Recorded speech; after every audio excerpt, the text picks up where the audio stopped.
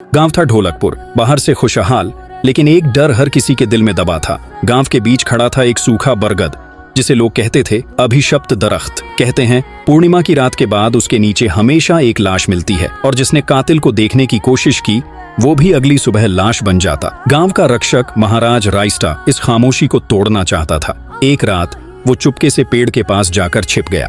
रात के 2 बजे एक धीमी गूंज सुनाई दी। पेड़ की जड़ें कांपने लगीं और अगले ही पल पेड़ एक भयानक जीव में बदल गया। लाल आंखें, फटी फटी त्वचा और लकड़ी जैसे लंबे हाथ। वो जीव पास के घर का दरवाजा जोर से पीटने लगा। डर के मारे एक आदमी बाहर आया और एक ही वार में उसकी सांस थम गई। जीव लाश को खींचते हुए वापस पेड़ में समा गया और फिर सब कुछ सामान्य हो गया। सुबह भीड़ के बीच राइस्टा ने पेड़ से पूछा, तू कौन है? पेड़ के भीतर से टूटी फूटी आवाज आई, मैं हूं थारून साहूर।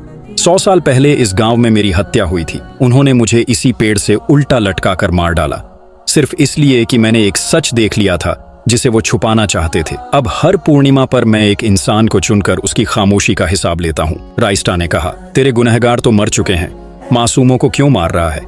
कुछ पल खामोशी रही, फिर आवाज आई, अगर तुम चाहते हो मैं रुक जाऊं तो मेरी याद में एक दीप जलाओ। उस रात पूरे गांव ने दिए जलाए। धीरे धीरे पेड़ ने आग पकड़ ली और धुएं के साथ ठुन ठुन साहूर की आत्मा मुक्त हो गई। उस दिन के बाद ढोलकपुर में कभी कोई लाश नहीं मिली, लेकिन आज भी अगर कोई उसकी कहानी भूल जाता है तो आधी रात को वही आवाज सुनाई देती है।